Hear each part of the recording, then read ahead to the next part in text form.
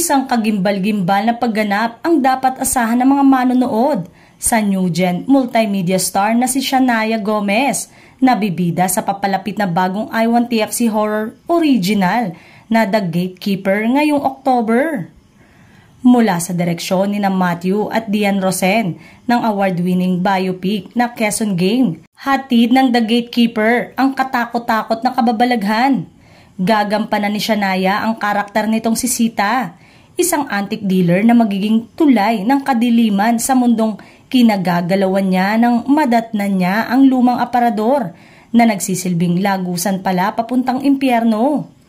Para kay Shania, hindi niya inaasang bibida siya sa isang horror film. Sa kabila nito, ikinagagalak niya ang oportunidad na ito at kanyang mga natutunan on set, pati ang kanyang excitement na maipalabas ito sa I-1TFC. Pinuri naman ng mga direktor si Shania sa kanyang ipinamalas na aktingan sa bagong I-1TFC original na maituturing din na kanyang big break sa showbiz sa kanyang kauna-unahang lead role. We are in awe of her acting ability, her acting decisions, and her patience to achieve perfection.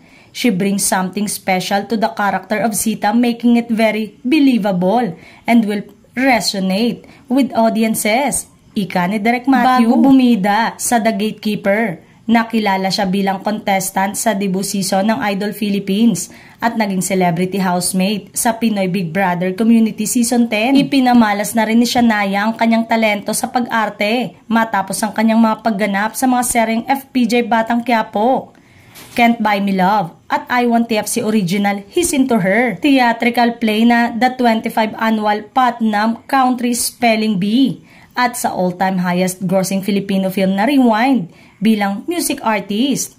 Nakapaglabas din siya nakamakailan ng sariling single na Cloud9 under Star Music. Samantalang, dapat namang abangan ang kakaibang atake nito sa horror genre. Tampok ang blend ng biblical elements sa Filipino folklore na tiyak na magpapasindak sa mga manonood ngayong papalapit na undas.